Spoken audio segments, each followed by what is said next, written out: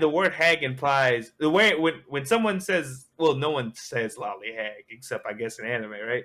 But usually when I think about it, I'm like, that's like Gon and Kaluuya's teacher is probably the perfect example. Like a person Yeah. who's like well beyond the age of what they should look like, but still looks like that. So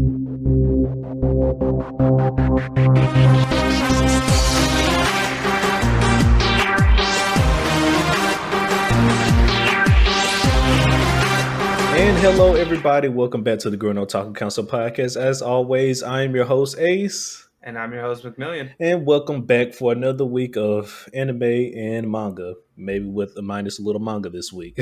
But we are back with episode 27. And as always, if you would like to become a council member and join me and McMillian every week as we discuss all things anime and sometimes manga, then make sure you hit that like and subscribe button as well as follow us on our social media so you can stay up to date on all things about the council. And with that being said, the council is now in session. Let the meeting begin. And he's still doing it, everybody. He's still goddamn doing it. Hey, like I said last episode, need to sync the audio. He's still doing it. Gotta have a timetable where we both say something. He is still doing it. All right. So once again, hello everybody. Welcome back. Hope you guys had a good week. You already know how this is gonna go. We're gonna start us off with some council announcements here, and I'm gonna start off with just reminding everybody that our last special, the Netflix movie, the Bubble Anime, is our review of that movie is out now on all of our little nice little platforms. If you have not yet had a chance to go check that out, please do so. As well as speaking of Netflix anime, next week we will not be doing a regular episode. McMillian will be on travel, so next week's episode will be a special episode where we will be doing a series review of the Netflix anime Vampires in the Garden by Wit Studio. I guess McMillian, a little preview here. How do you feel about the anime? Just give the people a small little taste. A small little taste. It looks good. Good soundtrack. Story wise, I think it's okay. And we'll get deeper into that later. I was telling McMillian that at least that I could follow along with what the anime was trying to tell me, and story wise, unlike Bubble. So I at least had that going for it. Mm-hmm. Oh man! But moving on from there, our next announcement we have for today. I just want to remind everybody that our Gurren Otaku Council Facebook page is now up and running. So if you have a Facebook page and would like to follow us on there, please do so. You can find us on Facebook at Gurren Otaku Council. That is the name, if I'm not mistaken. That's what it should be. I don't think it will be anything else. And then our last little piece of council announcement here for today, our only piece of anime news we have here for today. Orient Part 2 is currently scheduled for July 2022. That's the summer of 2022, everybody, if you didn't know. Orient is basically an anime where demons have taken over the earth, and all the humans are now to believe that the Onis, if you will, are their one true gods, and that they're supposed to always praise them, and that they basically all the humans have been brainwashed on this world. But there's this one group of humans called the Bushis that live their life fighting the Onis to restore peace, because why not? We can't let the Onis rule us forever. So that's basically what the anime is about. We follow our protagonist that I can't remember the name of his name right now, but we follow the protagonist where he leaves his little town that he's been his whole life. Yeah, I know, right? But he leaves this town that he's been in his whole life to go become a Bushi. And we just basically just follow along with the adventures of him and his friend as they become Bushis and go slay some Oni. It's not bad. It's not life changing at the same time though, but it's not bad. And your thoughts on Orient so far, McMillian? The little I've seen of it, I think it's what would I say? Run of the mill, kind of. Not bad. Not that that's bad. It's just you kind of know what you're getting with it, which is interesting because this is also coming from the person who made Magi. So I thought it was going to be same creator, and so I thought it would be a little bit more fantastical. But I'm ashamed of him now. I'll at least say this: the first half of the first season, at least, was like you said. I was expecting more, but when they got towards the later half of the first season, you did get more of that, I guess, magical feeling from the anime. So, I mean, I guess in that sense, he probably just taking him a little bit longer, ramp up with this one. I mean, it's very possible. I just think it's kind of a shame because Magi started off, not to like dwell on it, but Magi started off like so like no, I'm intrigued. Magi started out swinging. Yeah, I am intrigued. I like Magi's world and story grabbed you by the throat and was like, it did, and that's why when you brought it up that this was the same creator from Magi, I was like, wait a minute, huh? Like this can't be. So I'm not feeling it. Yeah, and Orient doesn't start off as unique or like it doesn't in my opinion doesn't like grab you as hard or make you as interested in its world. It's very like these are the things. That's it. Here's what's going on. Now, granted, do with the information what you will. Now, granted, I'm not. You finished the first season or first core. Yes, I finished the first core. So there might be more, but as far as I know, like for me, I'm having a hard time sinking my teeth into it. I feel you. Yeah, no, it definitely ramps up in that second half of the first core, if you will, where I can start seeing. I was like, okay, I could. And it's like if there's going to be more of this, I could deal with it and give it a watch. And I mean, from what I hear, I believe it's not like the most popular series, but it's not bad because people are still like buying. It gets bought, it's selling. I don't think it's like topping any charts, but I was gonna say, yeah, it's not horrible. It's just average. Like like you said, you know what you're getting yourself into. Mm-hmm. Yeah. But all right, that is all the council announcements that we have here for today. So just another quick reminder that next episode 28, will not be releasing next week. It will be delayed with a special episode due to travel. And as you all know, that when we skip a weekly episode, that the next regular episode will be doubling up on our show. So next episode 28, we'll be discussing episode 8 and 9 of our respective spring animes. So just be on the lookout for that. And we're going to go ahead and get started today with our show. And we're going to keep our same lineup that we had last week. We're going to start us off with Spy Family, or as I like to call it, Anju gets reincarnated as an assassin who's also a wife. And we're going to let McMillian here go ahead and run us down through the summary. Okay. This is basically the first day of school for Anya, because technically last one was orientation. So we basically just recatch up with the fact that Anya has punched Damien, and how the hell does she plan to solve that issue? And antics basically arise because the whole day she's trying to muster up the courage to do it, but her best friend Becky is constantly telling her, no, it's not worth it. That guy's a piece of shit. And I would just like to say, you do have a good memory because that young lady name is Becky. So good job on that. Is indeed Becky.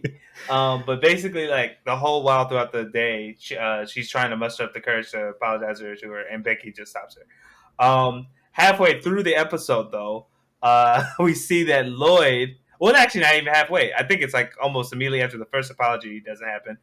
We see that Lloyd, who was like, I'm gonna let go of this, is following her around the school trying to get her to apologize.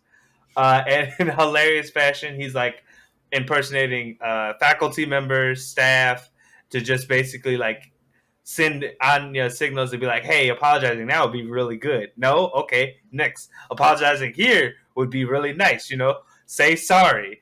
Putting sorry in her food, the word sorry spelled out in her food, stuff like that.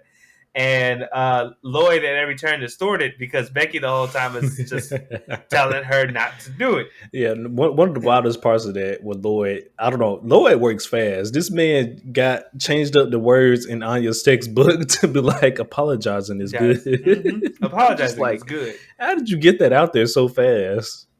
Yeah, like when the hell did you have time to get into a book? But hey, life of a spy. So due to that, Lloyd then infiltrates what I'm assuming is maybe one of the announcement rooms or something like that, and announces over the speaker that Becky has to report to a certain hall, and that way she leaves Anya alone, and which gives Anya the chance to apologize. And when she does finally get that chance, fortunately and unfortunately, she starts balling up and swelling up with tears due to, I think, the anxiety, as well as the fact that Damien's friends are insulting her the whole time, like in their heads. And since Anya's a telepath, she can hear all that. So so for her, it was probably like just like I don't want to do this, and like these people are being mean to me type of situation. But to Damien, he thought it was just like so endearing, and it seems like our little Damien is crushing on Anya now, That's what or it seems. and Lord only knows how that's gonna turn out, because you would think that he would have accepted the apology, but due to his pride and I guess his embarrassment, he could not allow it. So he ran away screaming, "He'll never forgive Anya." To Lloyd's dismay, because he was just like, "Oh no, my plan, it's all riding on the Imperial Scholar thing." So we then, after that scene, fast forwarded to like the Forger's house, to where Anya is being forced to study by Lloyd over and over again, to the point where she just like I'm done with it, I quit, and runs it, locks herself in her room. And Lloyd and Yor just have a conversation on basically like should Lloyd really be pushing Anya this far to do it? Like, while it's needed for his mission, Yor brings up like, well, I mean, granted, Yor doesn't know it's the mission, but Yor brings up the fact that like, is this something that Anya wants to be an Imperial Scholar? Like, does it have to happen immediately? And Lloyd's like, you know what, you're right. And in his head, he's thinking, I've let my mission consume like how I take care of her, and I also, part of my mission is being a good father to her. So he's like, it does. And he's like, a good part of being a good spy is actually being able to wait and hold on and like hold on and stalk your target and all this other stuff. So I really shouldn't be rushing her that much either. He's like, I just let my anxiousness get the better of me, which is really cool to see in a character that's like who started the series 5 episodes ago. Like, I don't want a goddamn kid. What the fuck? But now he's sitting here trying his best to be the best dad he can be, which is nice. Because like you said, we finally starting to see Lloyd take up that other side of like, yes, I actually have to be a better dad to Anya, and not just basically be a spy dad, if you will. Yeah.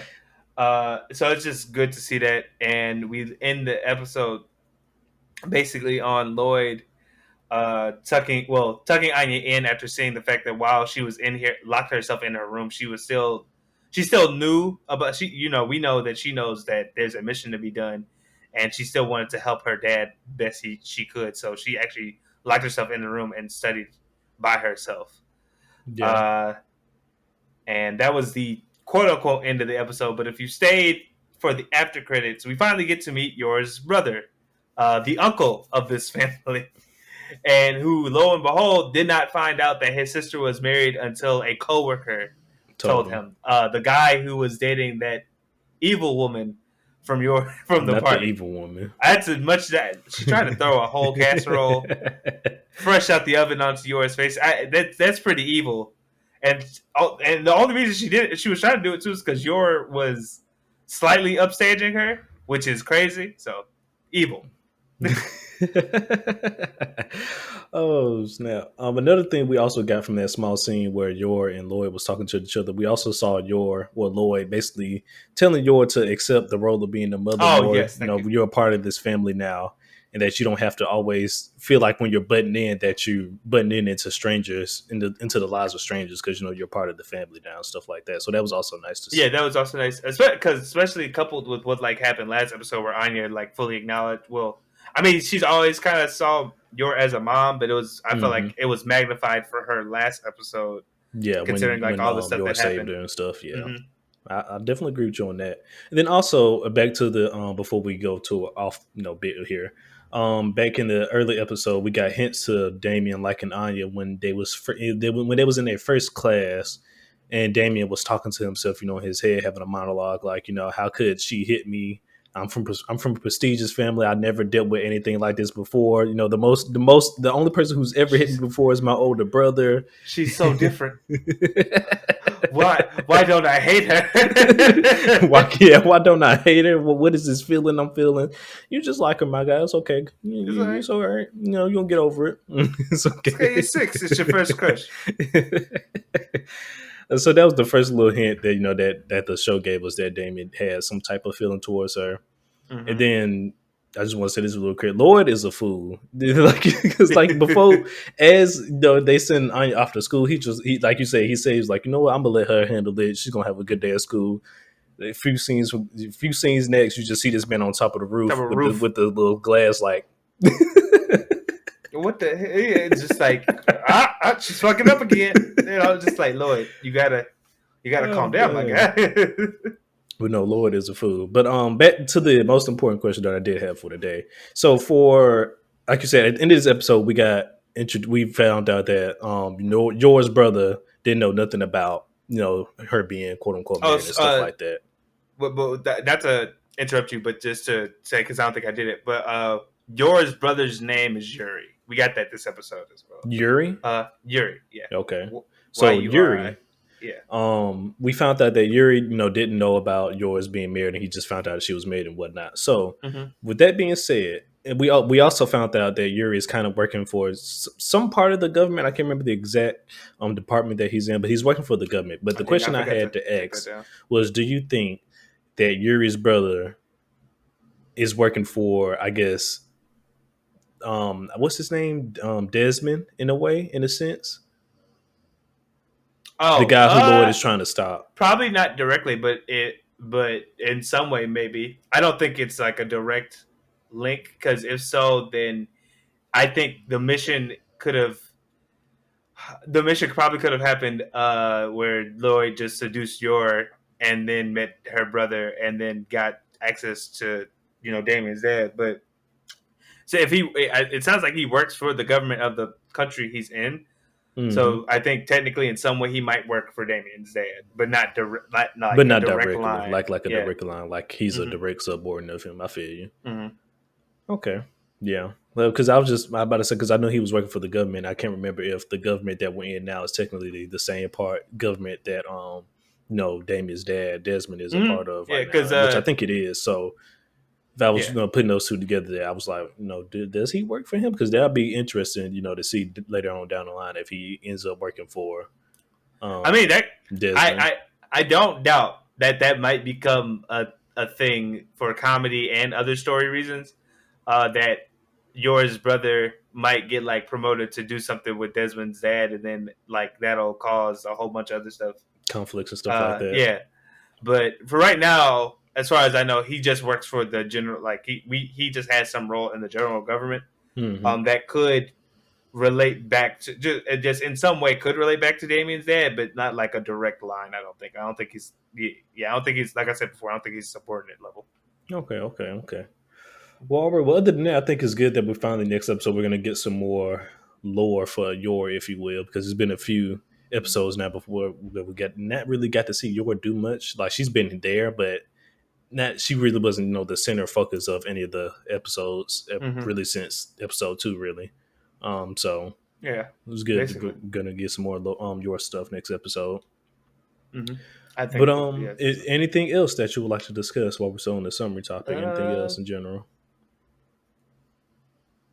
Personally, no, I don't think so. Like, I think other than I think the show is progressing pretty well. Like, I don't have any issues with it. Like, these last 2 episodes were a little like mundane compared to like the first 1, 2, and 3. Yeah. But I don't think it's bad. It's just how the story progresses. Like, not all of them can be like ridiculously high octane over the top. Correct. So. I agree. Well, all right. So we're going to move on to our dislikes for this episode.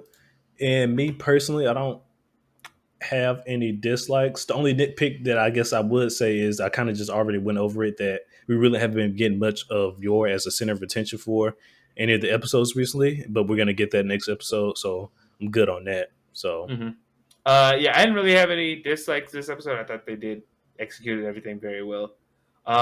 Especially because there was this little scene with because they hinted at dorm students and people who get like who don't live on the campus have like a little weird reaction to each other, and they kind of did that with like Damien and Becky. How like when they saw each other, it was just like shit. But like they already have something established anyway too. But I thought that was like a little nice nod to like the previous episode. Well, but speaking on that, because Becky also mentioned that she could have her driver pick up Anya. You think that Anya's gonna let her do that? Probably, I would not doubt that there's going to be an episode or something relating to Anya spending a day with Becky, because Lloyd pointed out how Becky's parent and Desmond's dad are business partners. Yeah, they did point that out. You're correct. So you know could, what? This could be almost way, like a plan C as well, in some way. In some way, I don't know, because we don't know how related, but we do know that they're related to business in some way. Yeah. So that could also be a thing Lloyd figures out, like, oh, maybe this could be in a way lead to. Yeah, because if she can become friends with Becky like she's already doing, Lloyd can get close to her parents, who's already somewhat close to Desmond. Dad, yeah. So yeah, that could be another way to get. That could be another way to get to him. Mm-hmm. All right. Yeah, I didn't think about that at first. So we're gonna move on to our favorite scenes now, and for me, only had really one favorite scene, but some honorable mentions though, real quick. One, when Lloyd was in that goddamn hallway being a janitor, because when Anya and Becky was walking past him, I was just thinking, I was like, I know that ain't Lloyd over there acting the goddamn food. When I watched Spy Family, I think I turned my brain off for something, because I didn't even consider the fact that they could have been Lloyd until like I think when Becky said, "No, don't apologize." He stiffened up, and I was like, "Oh shit, that's Lloyd."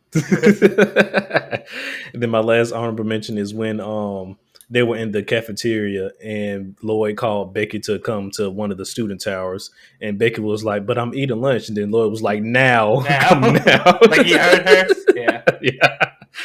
Oh, that shit was hilarious. Was but my one favorite scene that I did have for today was when they was at science class and they was outside, and Lloyd was using the mirror to send Anya a message to basically apologize to Damien. And Anya was like, "God, is that you?" Yeah. Well, surprisingly or unsurprisingly, that was the only thing I could think of as well for my because it was just that scene was just funny. That was just really good plan, because I was like, how did he even get a mirror with that carved into it? Like, who the fuck? And then for bonus points, he basically how he relayed her message was also what the teacher was talking about in class as well, about how using mirrors and stuff like that. So he also, he got bonus points for that as well. So you're just like, she was just like, are you God? Is he God? Like, what the fuck? Oh man! So you said that was your favorite scene as well, because I know you mentioned earlier that you had one. It was hard to figure. For me, I was like, like I said, this episode was kind of a little bit mundane, but I thought it was good story-wise, right? Yeah. So I was trying to think of like what stood out to me the most, and a lot of stuff kind of like equaled out. But I was like, you know what? If anything, that one was like the scene of this episode, because it was just so funny. Because even like in terms of the schemes and how Lloyd tried to get Anya's attention, that one was just so over the top. Yeah, it was. Well, all right. Well, that was quick then. We're going to break today's episode 7 of Spy Family. Anywhere from a 6 to a 7, really. Like you said, this episode wasn't really too crazy, but we did get some good lore from this episode, though. I gave it a 7, personally. I thought that this was a very serviceable episode in terms of, like, plot and just seeing Anya's character growth a little bit, because as we know, Anya is we don't know her age. We can assume that she's somewhere between like 4 to 6. I assume she's around somewhere like 4 to 8, something like that at least. Yeah, well, I would say 4 to 6. I think in the first episode, Lloyd was like, "I need a 6-year-old child," and Anya was like, "I am 6," and I was like, "I don't know." If you're okay with that, but she could be older than that though. She could be older or younger. Lloyd said she looked younger, so that's why I was like, maybe she's 4. Correct. Okay.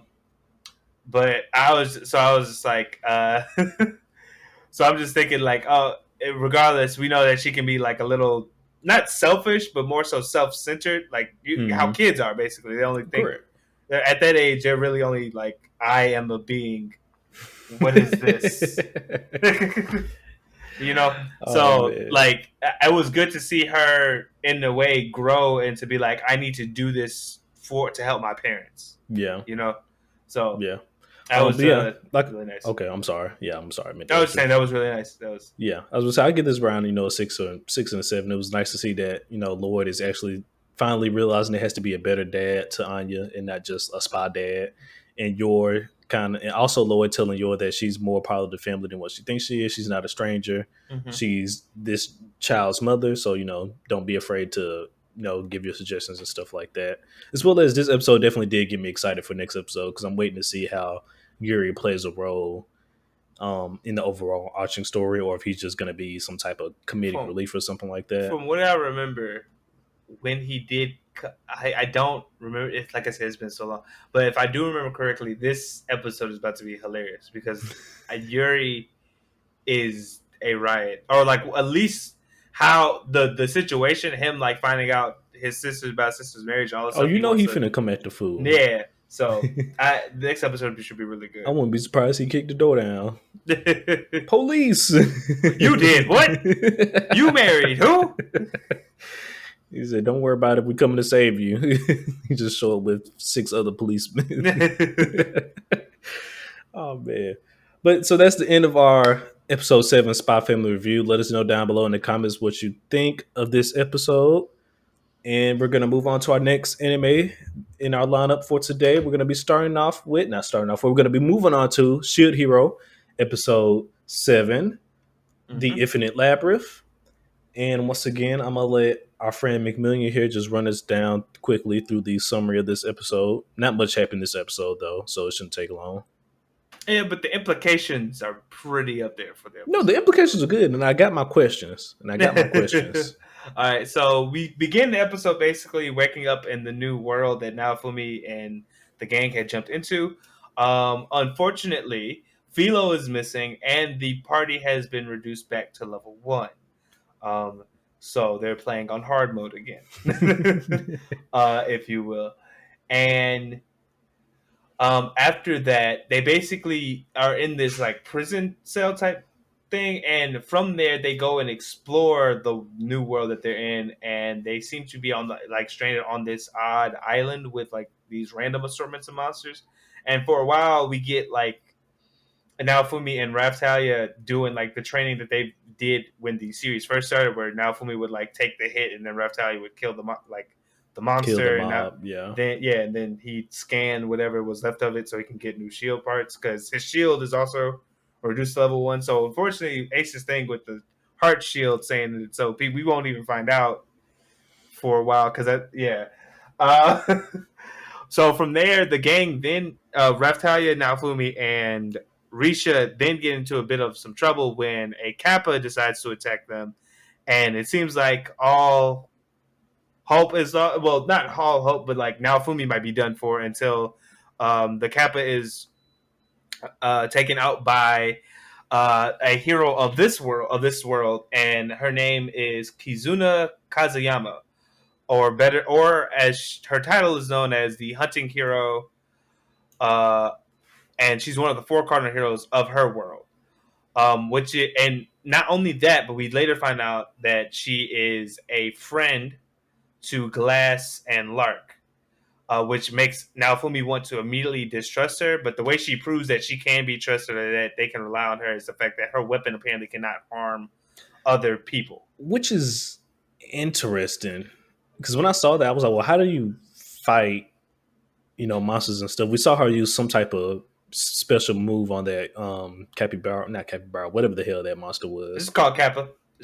We saw her use some type of special move on that Kappa and take it out. So I'm assuming that she can only use skills to fight, maybe? Well, it seems like that she Or do you think she just can't hurt other people? Yeah, I think that's what she meant when she attacked Naofumi. Like, she cannot hurt people. She can hurt mobs or monsters, but people she cannot hurt, which is interesting for this world, because I'm wondering if that's a restriction because of her title, because she's called the Hunting Hero, and hunting is usually, technically, you can hunt people.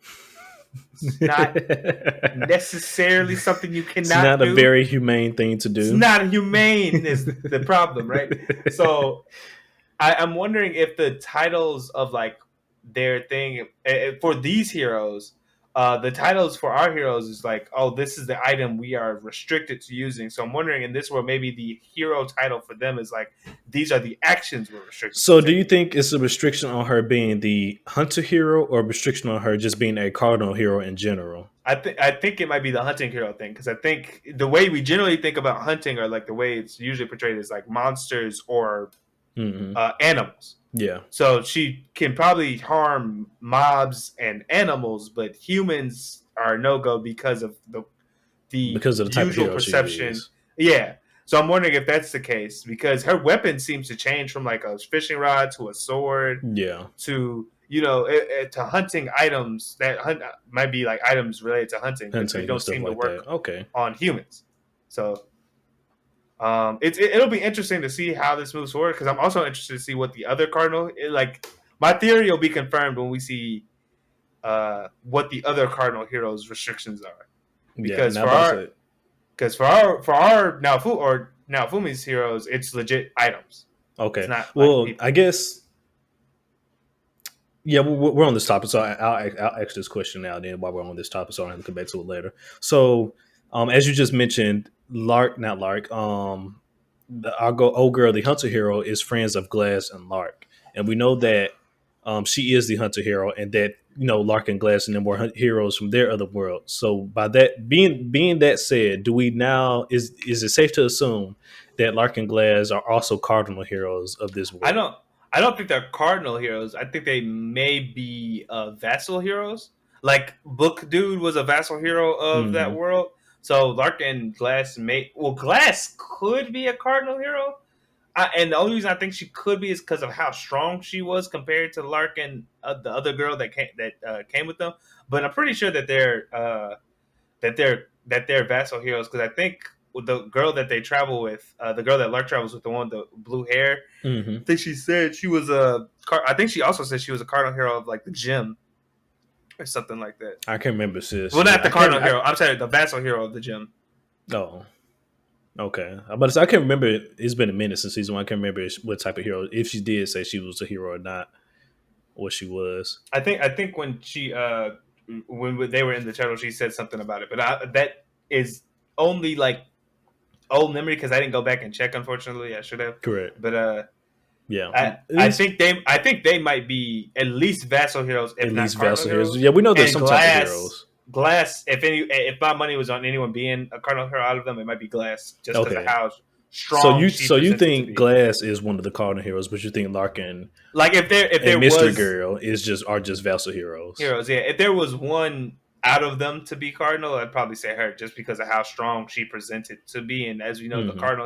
the cardinal heroes are supposed to be a cut above the The vassal vassal ones. heroes, yeah. Yeah. Okay, I can see where you're coming from with that at least. Mm-hmm. Okay, so I'll give you that, but at least I think I'll at least I'll give Lark a chance. I think he might be a cardinal hero as well. I'll give him a chance, but I wouldn't be surprised if your theory was correct as well, that the other two were just vassal heroes and Glass is the only cardinal hero as well. Yeah, but we'll have to see because we'll have to see later on this season, because we end this episode off with Naofumi and company. Kizuna shows them this like gate or thing in this church within the Infinite Labyrinth, and she basically is like, this is like the end or like the boundary of this world, but it's like a bug, like they can't get through it. So now Fumi comes up with like this plan to use an item to force the boundary open, and that is how they all finally escape, Correct. because Kizuna does inform them that she's been in the labyrinth for A long years, time. like she forgot, she has lost count. Which is interesting, because she earlier in the episode says that she's 18, Mm-hmm. but if years have gone by, would she not be older? So I was just gonna ask that. Do you think that maybe she came to this world a little bit younger, or that time doesn't necessarily Move in the Infinite move Labyrinth. in So that that labyrinth? I would probably say that one is that time doesn't move in that labyrinth, or like time might not move for the heroes in general. But I don't know, because they don't. Uh, they haven't shown. We only know our heroes, and they in the old hero we never got to see his face. any of the flashbacks. So I don't know. I mean, yes, we did. He has the same face. Wait, you talking about the old Shiro, the Shiro before Nafumi, right? Yeah. Oh, okay. I was about to say. I thought you were talking about Nafumi. I was about to say. No, I'm saying like. Well, I was about to say. All I'm saying is like I don't even know if the heroes age because they come from a different world. Yeah, okay, I feel you. Yeah, and we haven't seen, and we know that there are older versions of the cardinal heroes, and we've seen like I think the old Shiro from like the neck down. So we don't know. So I don't know like how old he got before the old one before he went back to his other world or died. Because yeah. So I don't even know if necessarily the heroes just in general age after they travel to a different world. Because the aging process could stop for them the moment they go there. Because I don't know if Naofumi said like he feels any older after a year. Yeah. Because I think it's been at least like it's been a year since he's been there, right? I don't want to say around a year. Okay. So, but he hasn't mentioned anything of like having a birthday or anything like that, so I'm not sure. But I would think that maybe you're right about that. He hasn't mentioned anything about his birthday, but he could. It's possible that he just probably don't care about it. Yeah. And it also could be possibly that we're forgetting some shit as well. That's also true. We're not perfect. We're human. So I was like, say, if anything, if the grander thing is like when they travel the world, they don't stop aging. I would assume maybe in the Infinite Labyrinth, she didn't age much. Correct. Like maybe time like actually is either maybe it's like hyperbolic time chamber, like different time zones, or just in general she just didn't age. Same time but didn't age. Okay, well, thank you for that summary, McMillian. I got a few questions here. I already asked my first question. So for my second question, the Hunted Hero mentioned that. Well, she mentioned two things. She mentioned she's been locked up here, but she's locked up here for a reason that she did something. What do you think? Oh, it was she said she made it. She got captured by the enemy nation. She didn't say that she did. She got captured. You know what? Correct. There you go. Well, that gets rid of that question.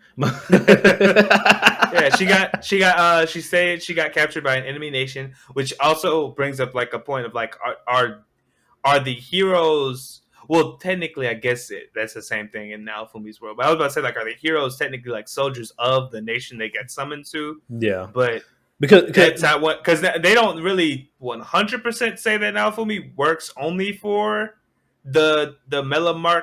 I think is the I mean, technically they kind of do because they made an agreement with the king, back in season 1 to stop the waves and stuff like that. And then Naofumi, but the waves started making agreements with the queen. Well, I was just saying the waves are attacking the world. Well, yeah, in a way they're kind of like almost like they don't have a home nation. But in a way they are kind of like the lady, like when something is happening, she calls them in. Yeah. So maybe that's like nobody else can basically summon them, but their nation really. So maybe the thing I'm talking about is doesn't actually matter in the grand scheme. Because now you brought that up, because it might be an interesting thing to think upon now that you brought that up. Because in their world, then this raises it to my second question.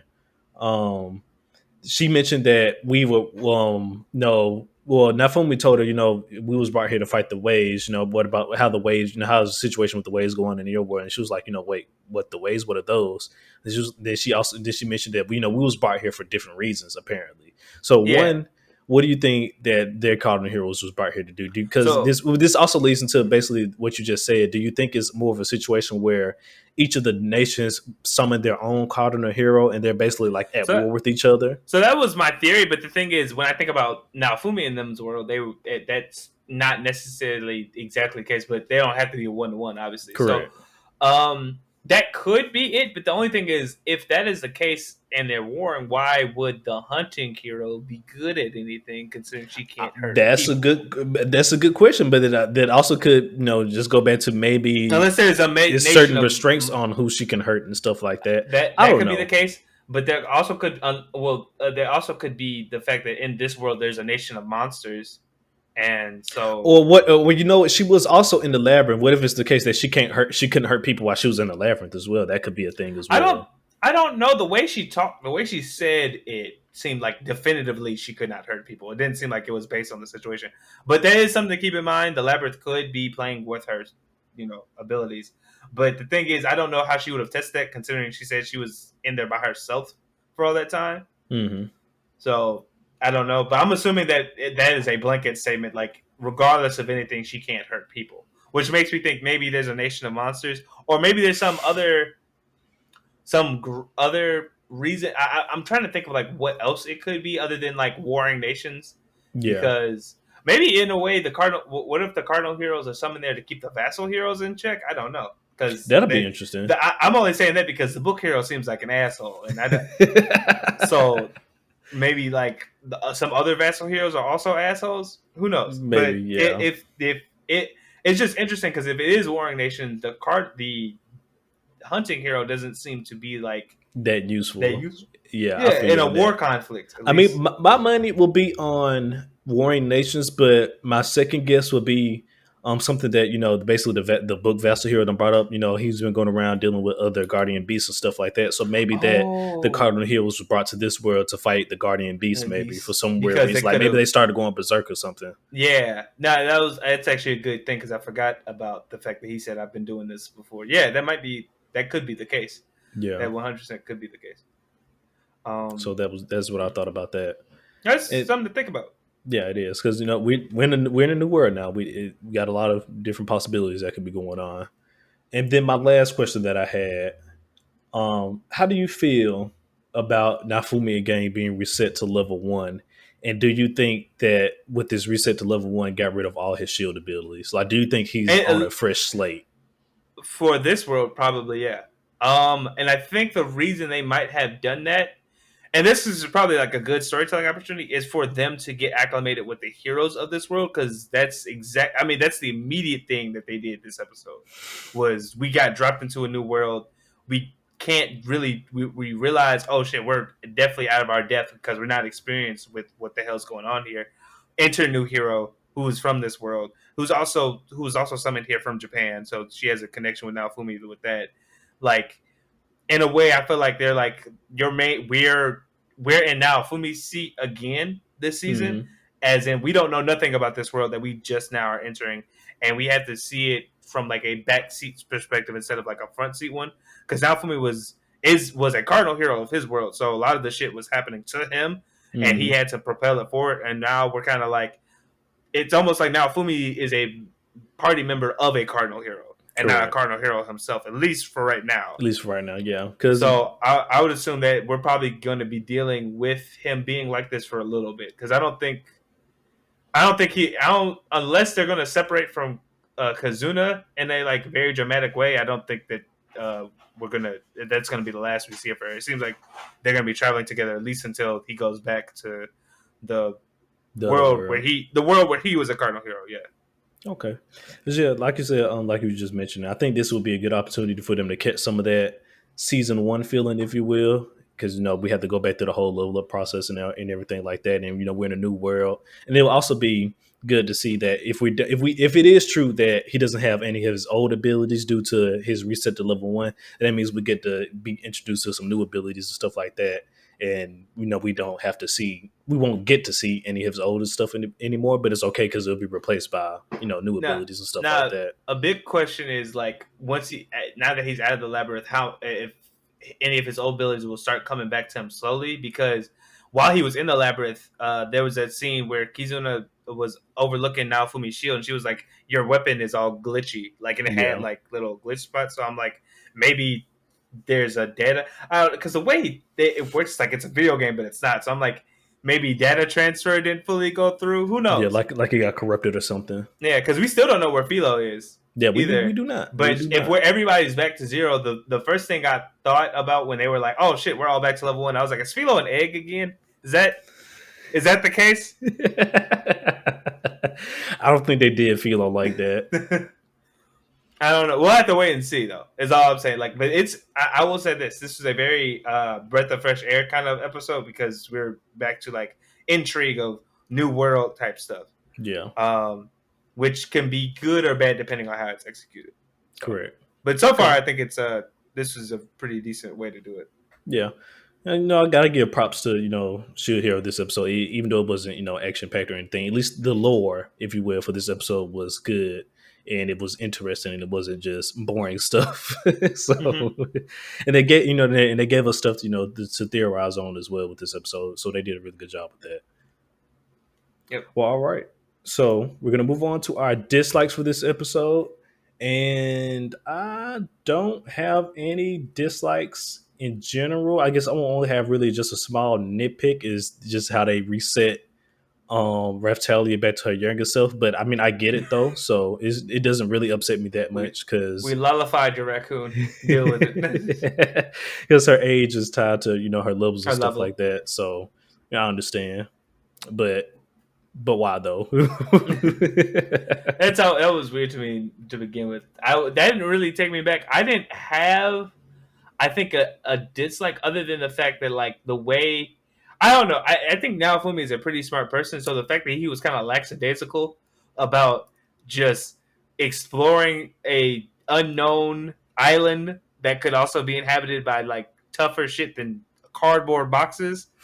That I was like, not I Naofumi. mean, well, you can't just sit around all day. You got to get moving. I mean, one yeah, way no, or but I was just another. like the way he was approaching was like he knew, like he was in his world, like he knew what was going on. In my opinion, I would have been cautious because a dragon could have popped out, and now we did. Because a dragon could have popped out. You are right though. Dragons do exist, so that's all I'm saying is like I expected him to be a little bit more cautious, but I'm not saying like I don't get why he wasn't, because the thing is he just came from a world where he was. I don't know what level he was in his other world. I would assume high. I think it was at least decent. I think it was in the 50s. And he was at least a decently high level character, so I can understand him being like kind of still dealing with like I'm the shit. But the thing is, you level 1, so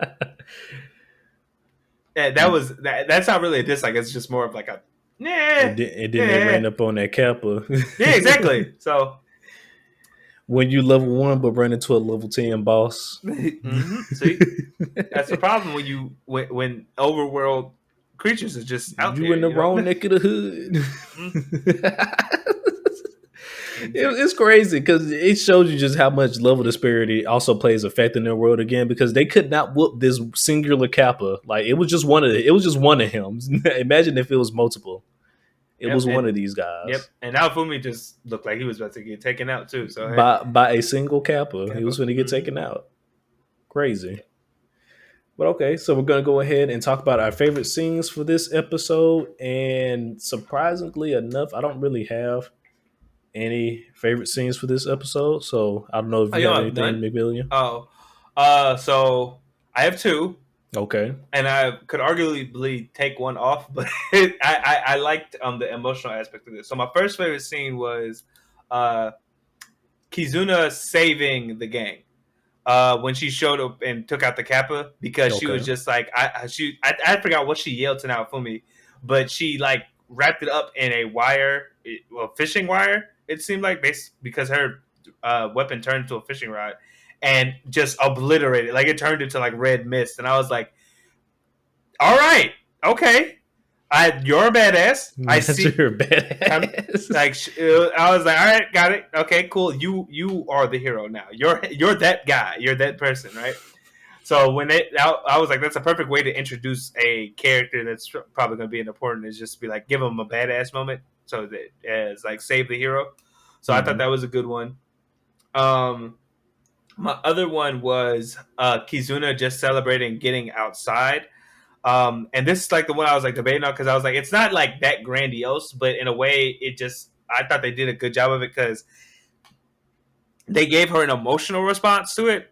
Yeah. Even where she ended up like hugging everybody and just like started bawling. And I was like, you know what, that probably would be anyone's reaction to getting out of a play. Even though she seemed like she was doing well for herself, she was by herself for God knows how long.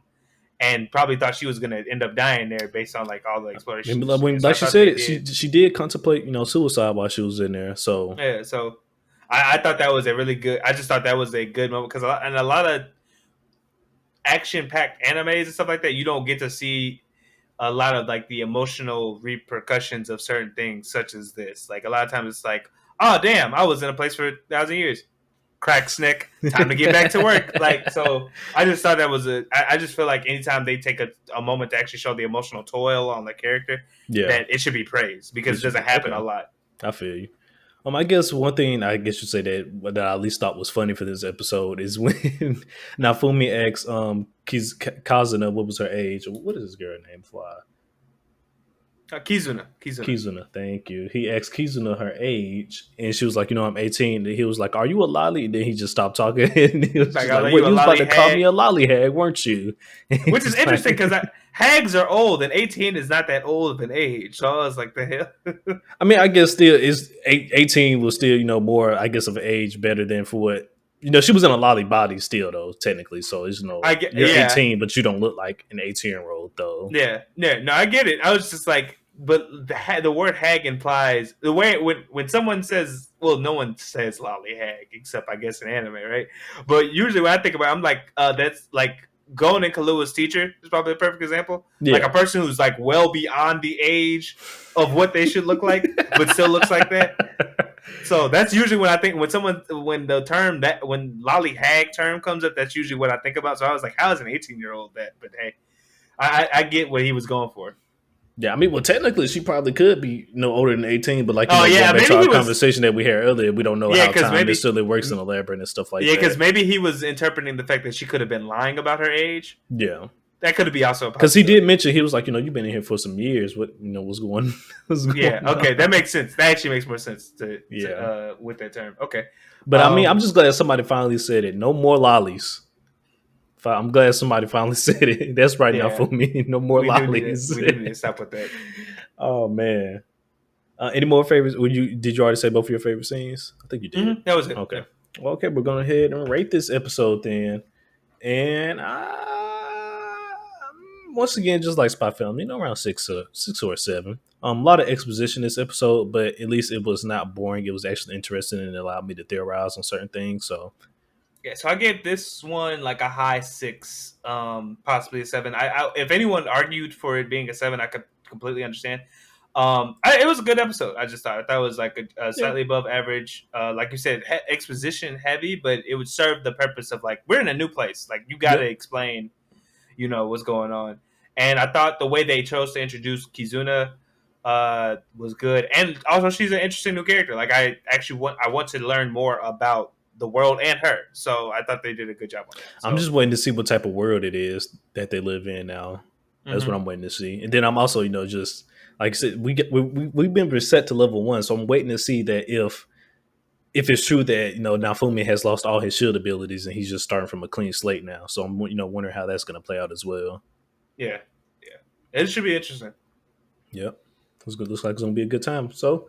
And then you know what? This also plays into the fact where how you mentioned last episode, you was like you don't know how how long we're going to be in this world because you just assume we're going to follow the book vessel and just end up fighting and stuff like that and go back. Yeah, but now they done flipped all that on his head. Yep. Now it seems like we're going to be here longer. Yeah. So. And then I also wondered this. Yeah, like I said, how long will Nafumi decide to stay here in this world and I guess quote unquote trying to help them out and whatnot? I mean, well, the question now because I don't know. The portal the portal seemed to drop them in a random location. So the question is, how will they get back as well? I mean, well, if it's the world that Lark and Glass are from, they have portals to get to the other world. So yeah, he can get back. I mean, we'll just have to figure out how that'll be worked out because Naofumi said it best. Those are my enemies. So like, you're right.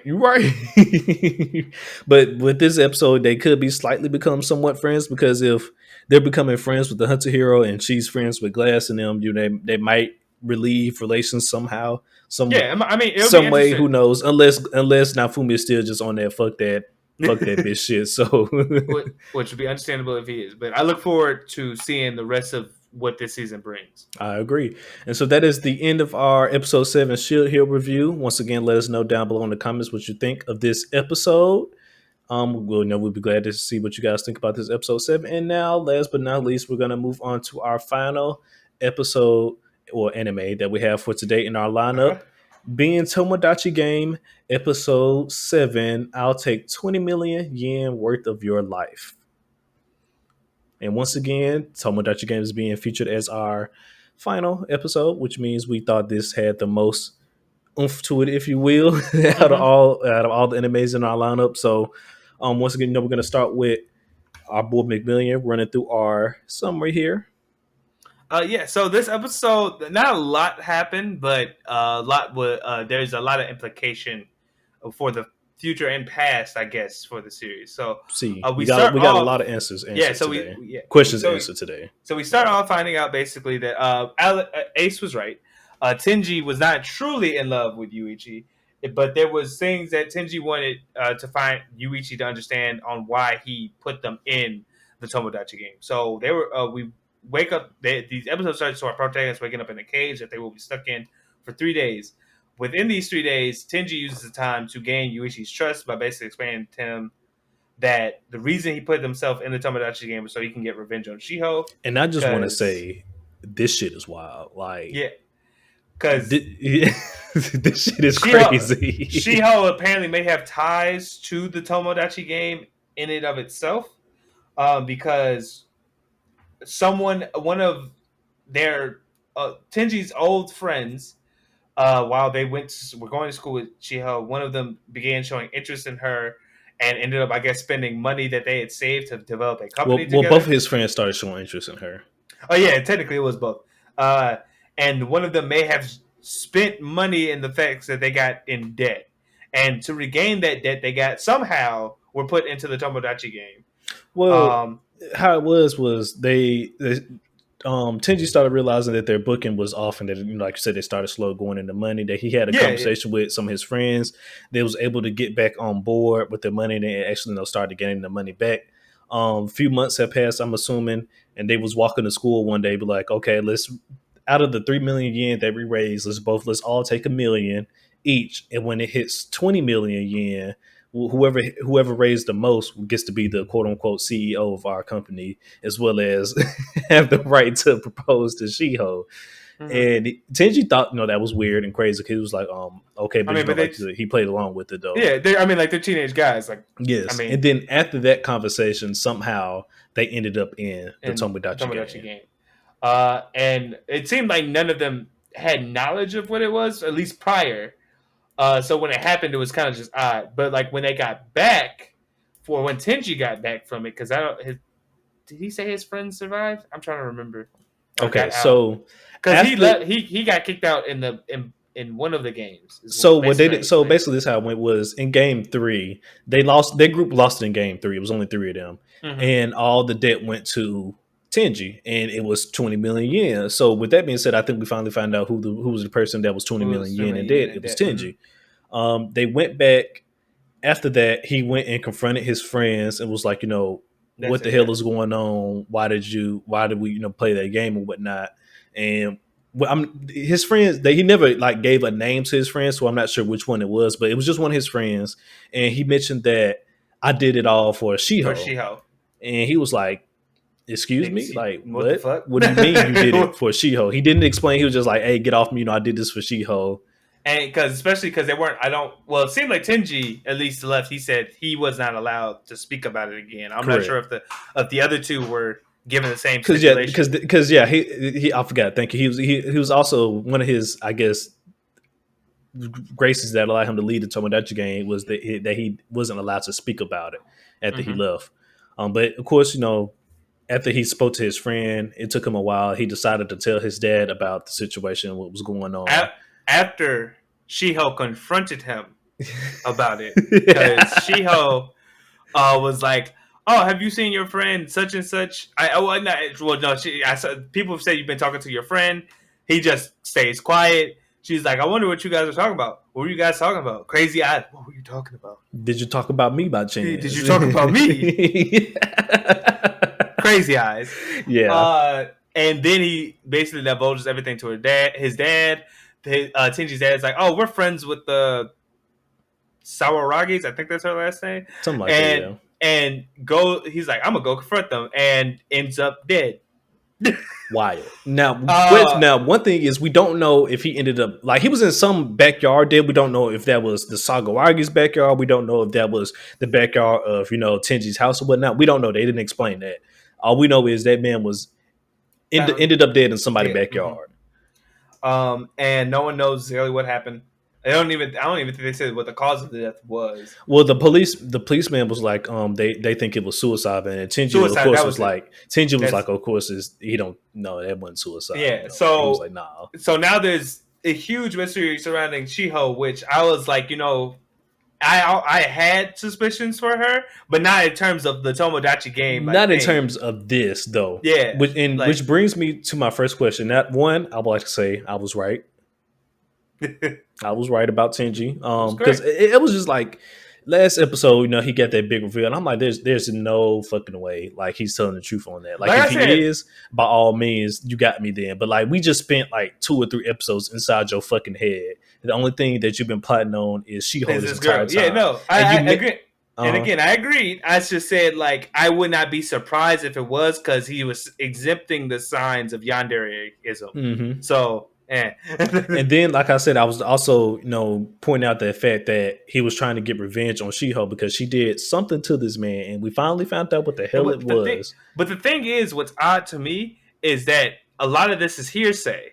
Like none of it is like exact. I mean, like, you can say it's hearsay, but at the same time, a lot of this shit is kind of it's centered around her to a certain extent. No, and again, I agree, but but there wasn't enough in his recap for me to be like, this girl, there could be possibly that she is connected to the thing, but it also could be the fact that one of his friends mismanaged his money. Because he was out here big balling to this. He was trying to prove it. He was a baller. He wasn't. You're right. That could be the case. He was just trying to impress She-Hulk. Yeah, exactly. And it turned into that because the thing is, Tenji's perception of She-Hulk's questioning could have been tainted by like his judgment by the experience. And so the way he perceived her is probably how we saw her. She might not actually be, a part of it. But I will say, it's still a lot of coincidences around her, so that that's enough to question it itself. I'm saying like one thing when he was going through this recap, I was like, a lot of this is hearsay, Tenji. Like you didn't find her with a gun. It's not though. Like your dad goes to talk to her family, and then now he's dead. Now that's but I'm saying like that is the one and only big thing. If you take that out, like this is just a dude. This is just like a story of a friendship that ended because of a girl. That happens all the time. So I guess. But like I said, there's enough coincidence and that smoking gun to be like, okay, yeah, something's going on with the Sawaragi family. So my question is, do you think that She-Hulk is one of the quote unquote game masters of the Tomodachi game?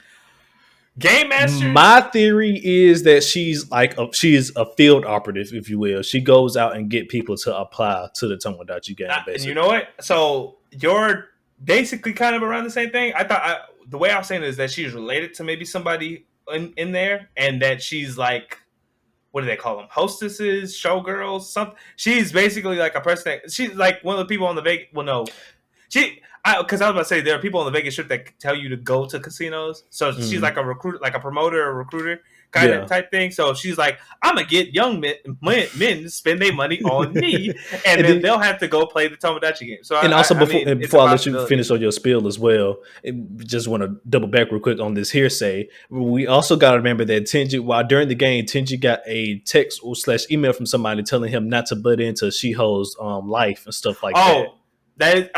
So there's two things. That's all I'll say.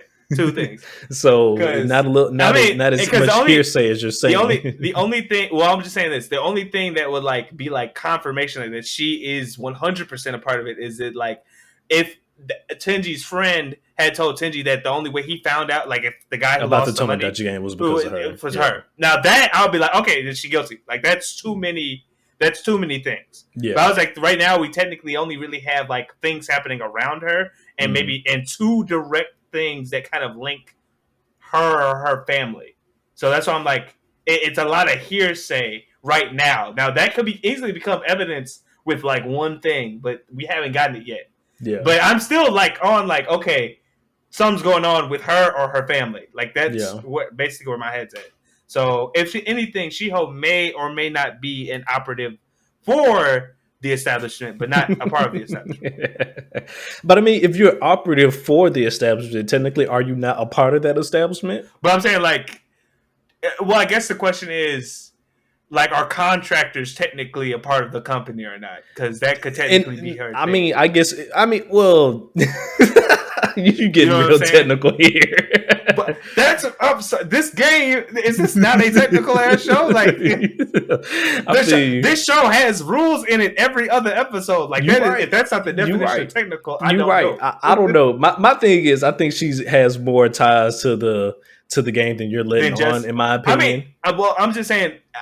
So with games where it's with shows where it's mystery, I try to go off of, like, I don't want to assume too much because then I'll go further than what they've shown me. I feel you, and I'm saying I'm not going off by assumptions. I'm going off about what they showed me this episode. Tenji's friend ethanol weird for Shiho. That one text that he got, and his damn daddy being up dead after he just said he was going to go talk to that damn girl's family.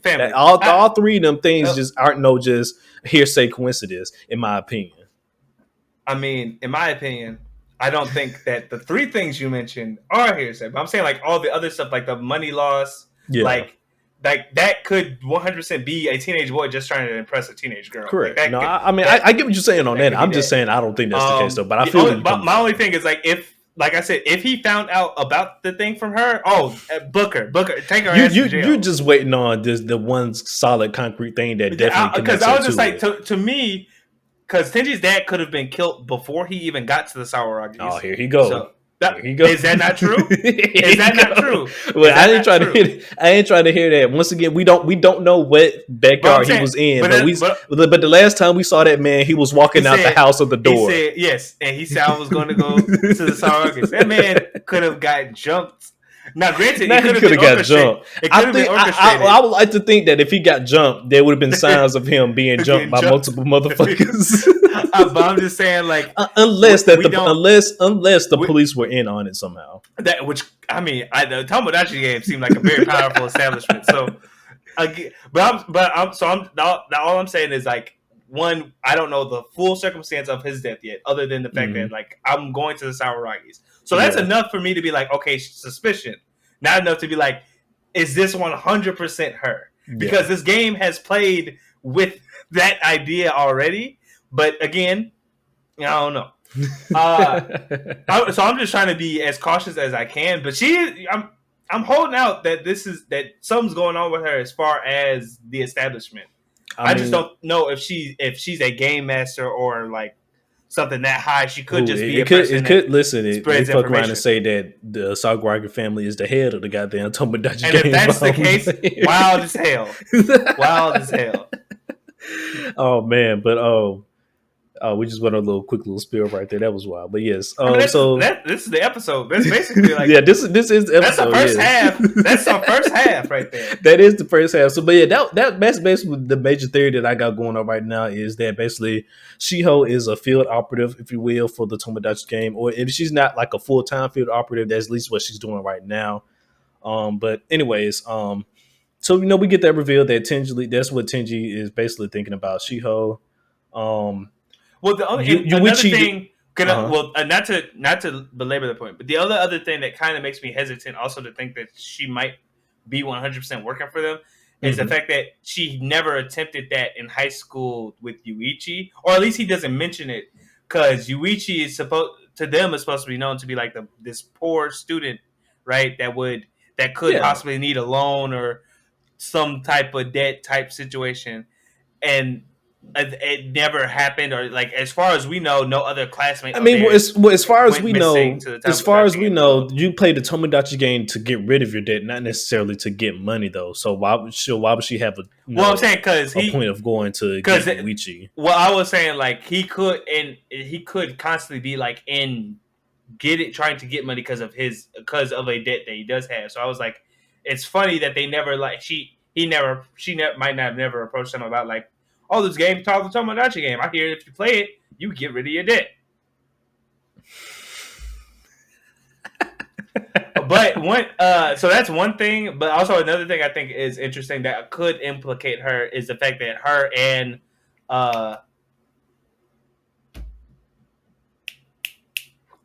what is his name? Shibe.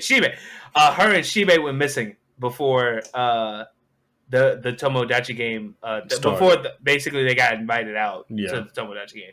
So there's stuff around this motherfucker. I'm just saying, like, I need more things to be like, you're 100. Yeah, this is what's happening. I got it. If you ask me, I got enough. Take it to jail.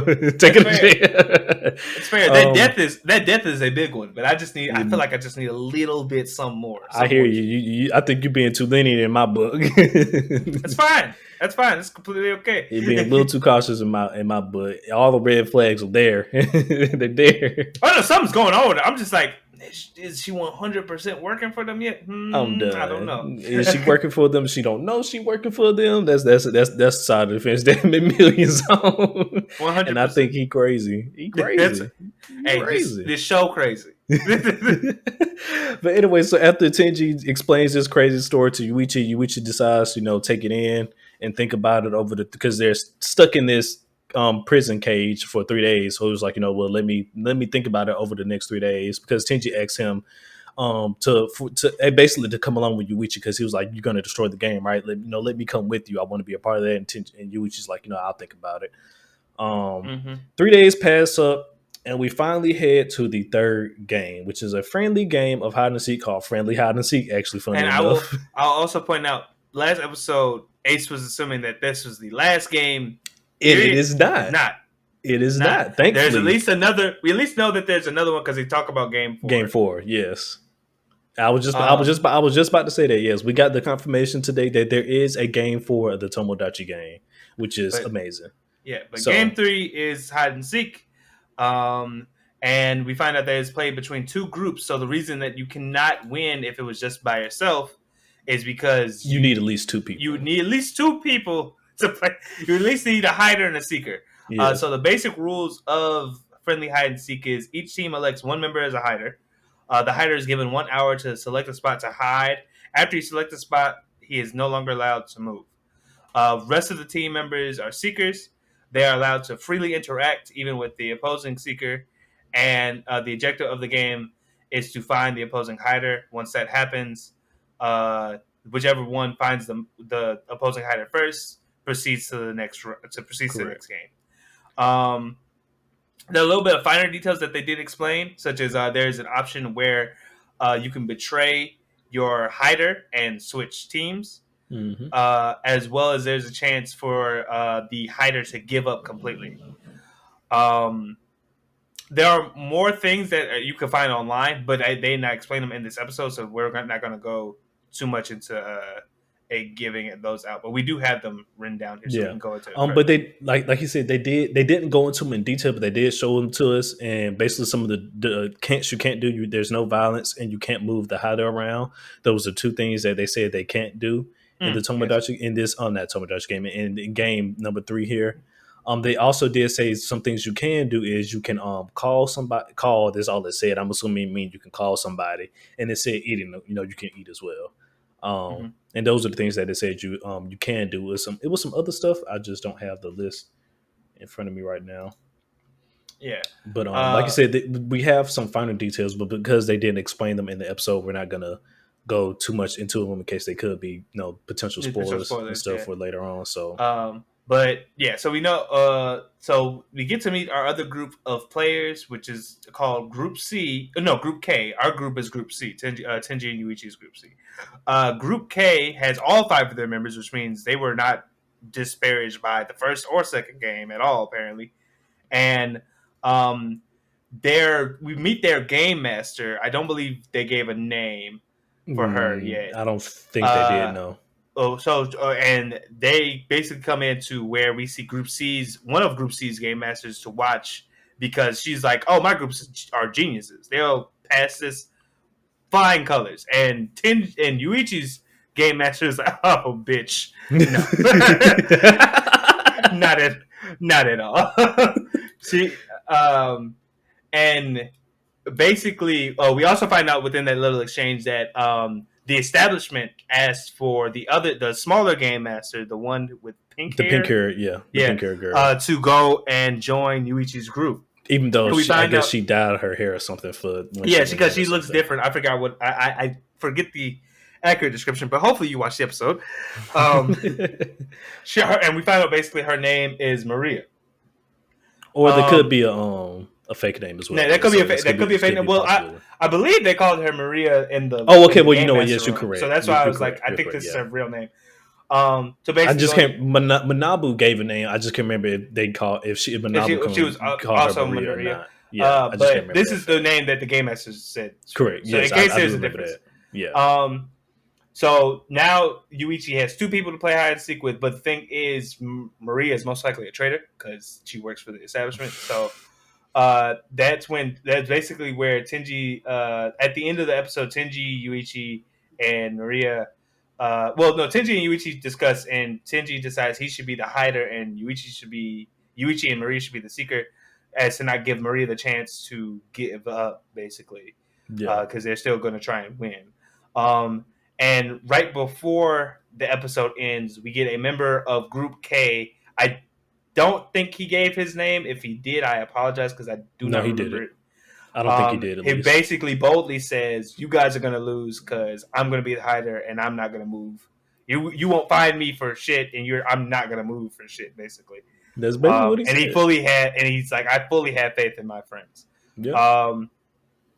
This is interesting because I'm wondering, will we get to find out anything more about this group, such as like why they're playing and how they have remained to be thick as thieves through the whole thing? Yeah. Because that it seems very interesting because they're like because the whole time while Tenji and his friends were playing, we hear the game master talking about like very few people survived the first game and even less people survived the second. So I'm just like, who the fuck are these? 18? Who the hell are these 18 motherfuckers? Oh yeah, no, I feel you on that 100%. Another interesting thing is we was correct about another theory because we theorized earlier during this when the series was airing that we possibly can get introduced to some other groups because when we first found out that it was called Group C. Yeah, I was just wrong that it was the rest of the school. Which I wasn't really holding water on that either. Like I wasn't expecting, but I was like, it could be potentially that only because like money. But the moment I found out that it could be, you could technically play this game for any debt, I was like, okay, well, it's probably not that then. Yeah. And so we was right about that. So I guess my first little question here is, what do you think of Group K, if you will? It's all dudes. I don't know any of their names. They might as well be BTS as far as I'm concerned. They look like a boy band too, so 100% for right now they are BTS. I don't know if you want to. That's what you're gonna dub them. I don't know if you want to like edit their symbol into the episode when I'm talking about it, but I the time is stamped just in case. I'm done. They have been dubbed BTS for right now, but they're interesting. I'm waiting. The fact that the only thing that makes them interesting to me is the fact that they survived both 2 games without seemingly an incident. The way their handler or their game master talks about them is like they're the fucking cream of the crop, like the Wandons of the Tomodachi Game, if you will. Yeah, and then another thing that the game master also mentioned is that one of her group also has a genius in their group as well. From the quick view that we got of this group, the BTS group, if you will, who do you think the genius is? I have 2 assumptions. Okay, it's either Big Dude who approached them. That was my assumption as well. Or Glasses person. The glasses guy they had in the group. I don't think it's the glasses person because I think that's how they they try to use the trope of the glasses. Well, that's the reason. Well, that's the reason. People. That's the reason I think it's that because I feel like Tomodachi has been like glasses people are A, evil, or B, geniuses, and that's like that's how the anime world runs. And that's the only reason why I'm not assuming him because I was like, I don't think Tomodachi Game is gonna go for that stereotype for this time. So I don't think it's him. I just for me, I'm just like if all bets are off, it's either the guy who's hiding or the guy who's like that. So did you have another one besides Big Dude? No, really, it was the guy who was hiding. Like I said, I don't think it's the guy with the glasses. Out of the other people, I can't really remember their faces right now. None of them were stand out. They didn't really stand out. So I'm not sure. There was a guy that reminded me of Shibe who was like, "Oh, y'all ain't got no girls on your team," and I was like, "What perverted ass shit? What are we doing?" Yeah, so I remember that guy, and then there was another guy who seemed like he was just angry at the world, almost like a Bakugo type dude situation got going on. I'll be surprised if which can also. Well, the only thing is sometimes those are the geniuses people too, because they're just like I hate everything because I see the fault in everything, and I'm just like, all right, cool, I guess. So hey, it could be potential. I'm only doing the glasses trope because they've been doing one glasses trope, so I feel like they're gonna flip it and be like, here's the other one.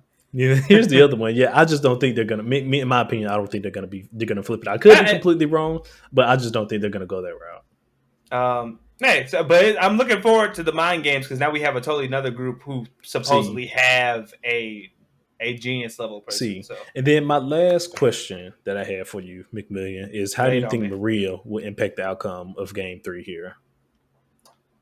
She's either going to be a huge hindrance or a huge boon. And I feel like, and I only say it because Maria in the Game Master room seemed like an airhead, slightly. She seemed like a trainee, to be quite honest, because she a Game like Master trainee. Yeah, because she was studying under the girl with the black hair. That's what it seemed like to me, at least. But the thing is, I also think because if she's a well-versed one, or at least someone who works within the establishment, she might know the ins and outs of the area map, and Yuichi could fool her into basically helping him without realizing that she's helping him. So that could be the huge boon, and the huge detriment could be the fact that she might just refuse to cooperate with them, and because she knows Yuichi's trying to take out the establishment, and that's like her paycheck or whatever. So all right, I feel you on that. And then actually, no, I do have one more question that it just came to my mind. As you know, the rules always play a big part in the Tomodachi game, in any of the games. So my question is, out of all the rules for Game 3, are there any of them that just stand out to you that you think that might come back and play a role later on? So calling, I think, might be one.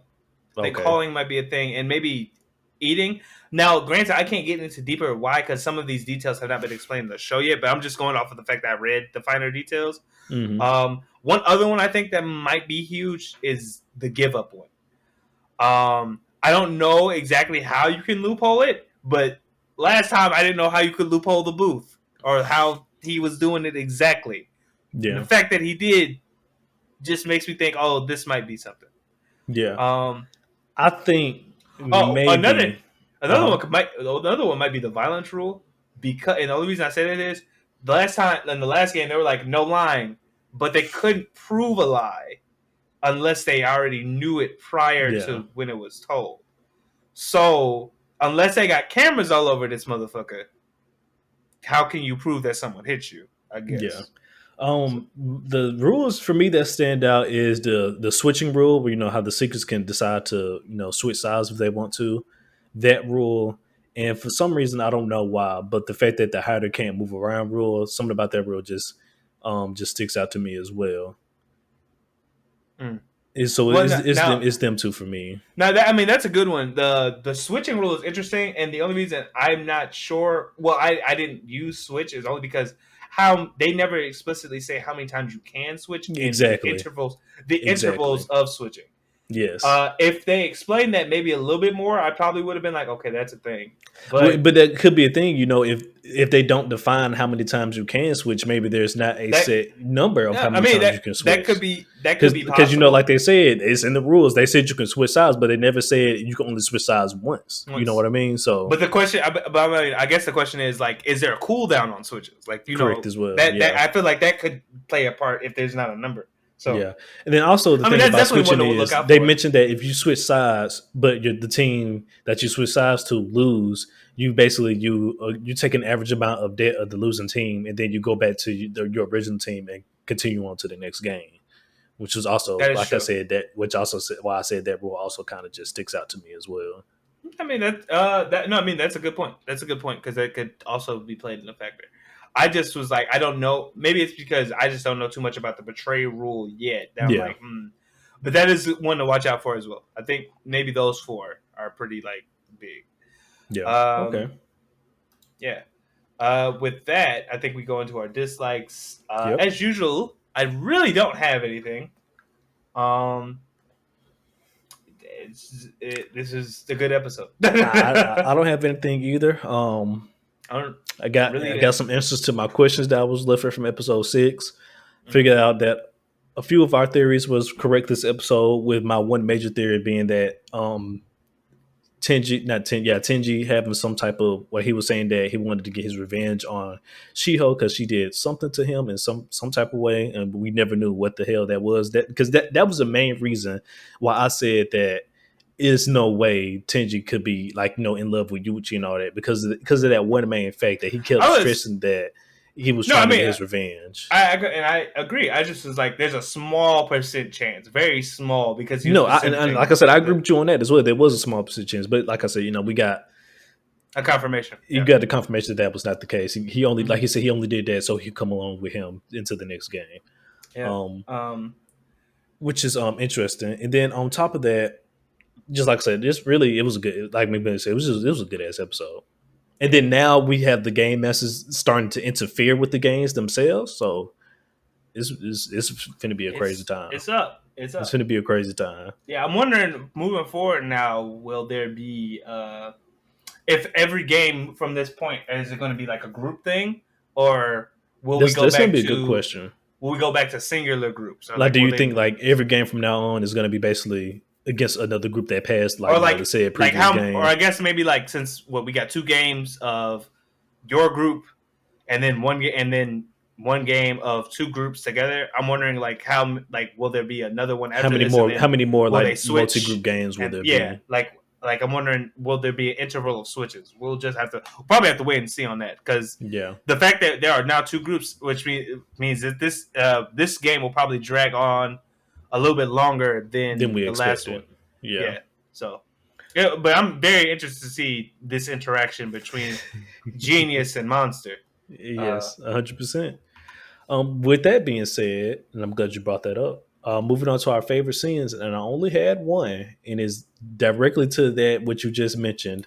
The 2 game masters, our group's game master and Group K/BTS game master, they're making a bet with each other basically about who group will win.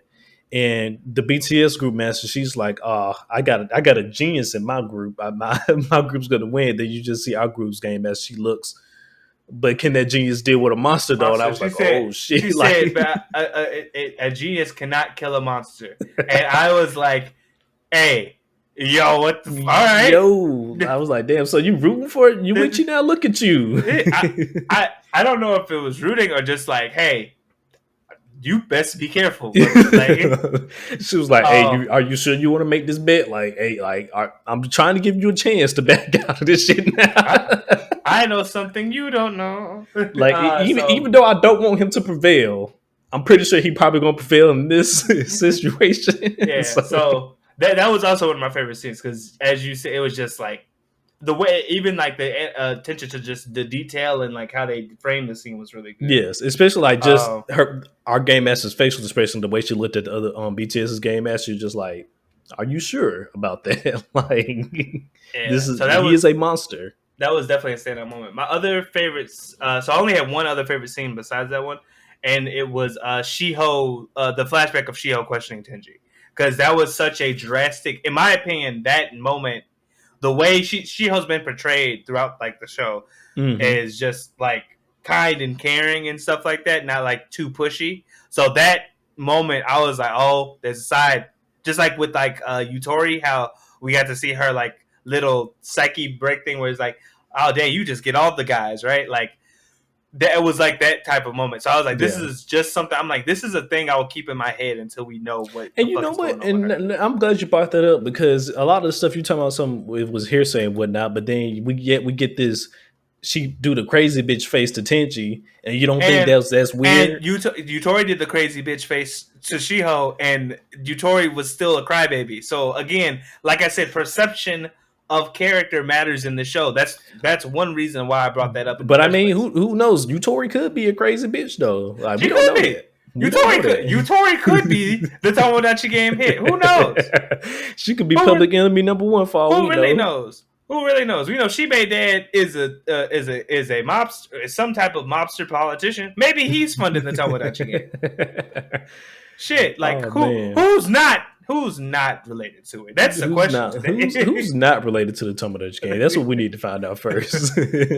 Who's not related to this? Who isn't? Oh man, but no, this was a good episode. And before I keep on rambling on, let's move on to our episode rating now. And it is at least an 8 for me because this was just so much good exposition now. And we got introducing of a new group, and the fucking game masters are now starting to interfere with the game, which means that they're now getting serious. Like the Tomodachi Game management is starting to get serious with Yuichi, to the fact that they had to send somebody into the game now and to be like, hey, we've been had our eyes on this motherfucker, but now we got to do something about him. Go in and make sure he don't win this next game, basically. Yes, you know, exactly. I don't disagree.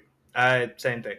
While it was exposition heavy, it was the way it was framed and portrayed was good. It gave us a lot to think, us as an audience, a lot to think about and infer and figure out, such as me and Ace's whole argument over the Shiho deal, as well as the fact that game masters are now getting forced into the situation because Yuichi's declaration, and it just makes you wonder what's the future for the series from this point of if Yuichi, if Maria stays on their team, if they win this game and stays on the team, what will that look like in terms of what she'll have to do and how that aspect will all play together? So, question. Another thing that we didn't discuss this episode as well. The rest of the friend group, they're gone. They're done with the Tomodachi Game now. So what are they doing on the outside? And if anything they do on the outside, will it have impact on the story later on? Sure, that is a good question. Do I feel like that? I don't think so fully, except maybe Shiho. Yutori and Shibe seemed very conflicted on if they even wanted to be friends with Yuichi, and they seem very much decided so that they're not going to be friends. Because I'm just saying, because they just went through this traumatic experience, and at least the one person that I think might have some type of impact on the outside is Shibe. Because he found out that stuff about his dad, so he could go confront his dad about that. But that I don't know if that'll fully it'll be interesting to see if that does have an effect on the game or more about the story. But all I'm saying is this is I don't think anybody is trying to rush back into the game. Oh no, I feel you on that. Sake I feel you on that. Yeah. So that's why I'm I don't think necessarily that those two will have that much of an impact on the story moving forward. But the fact that there is intrigue on Shiho makes me think that that's not the last time we're gonna see her. Correct. Specifically, but the other two, that might be it for them. Well, I don't think. Well, I think we're gonna see them again as well because Yuichi made Tenji promise to go apologize to them, so we're gonna get to see them again. I mean, that sounds like that's gonna happen after the series. Man, yeah, it could be something like that. I don't know what the fuck gonna happen by the end of this series, considering the fact that episode 1 was Yuichi standing on a building in the future laughing because he had cash raining down. And also, I found out, just out of curiosity, I looked up the manga. The manga's not even done. The manga's not even done? Nope. That's good news. That's good news. It's been on a couple of hiatuses, but it's not done. The last hiatus it went on was because the author got pregnant and had to have her kid. But it's off a hiatus right now. So that's good news then, because that means the story is still developing, and it also means there's going to be a potential for a season 2, which is great because I'm loving this series right now. I think it was in the hundreds of chapters, and also I found out that the creator of this, or at least the artist that works on this, also worked on a manga that I'm reading called Dead Tube, and that shit is crazy. If anything, Tomodachi may get more insane as we go forward. So I'm looking forward to that too. Okay. Well, that's definitely some good news then. Now that you told me that, I'm definitely looking forward to a season 2 of the Tomodachi Game. Yeah, hopefully we get it. I am thoroughly enjoying this. With all that said, do you have anything else to talk about, or do you want me to so this is the end of our Tomodachi Games episode 7 review. Once again, just like the other animes, let us know down below in the comments, what do you think of this episode, and how do you feel about the Tomodachi Game in general as a series? Because me and McMillian said this many times before, but definitely Tomodachi Game is flying under the radar right now for the spring season due to the big Goliath that is SPYxFAMILY right now. But hopefully, once the spring season is over with, more people, people start to watch other stuff. They start and find Tomodachi Game, and it gets more respect that it deserves, because it is, honestly, it's a really good series right now. So, yeah. So, like I said, just let us know what you guys think in the comments. And that is all that I have. So, if you have nothing else, McMillian, you go ahead and take us on out of here. All right, guys. Like always, appreciate you for watching and /listening. Yeah, please do let us know what you're thinking of these animes, and especially any theories you have for Tomodachi. I would enjoy hearing or seeing your guys' takes. Please, no spoilers. For all you manga readers out there. For all the manga readers out there, because I'm not reading this one, and I probably won't unless the series is canceled. So, with all that said, if you want to keep up with us and all things about the council, please do be sure to follow us on our social medias, and that's at Gurren Otaku Councils on Instagram and Facebook, and at Gurren Otakus on Twitter. As always, ladies and gentlemen, love you and appreciate you for watching. This is the Gurren Otaku Council signing off, saying meeting adjourned. Peace.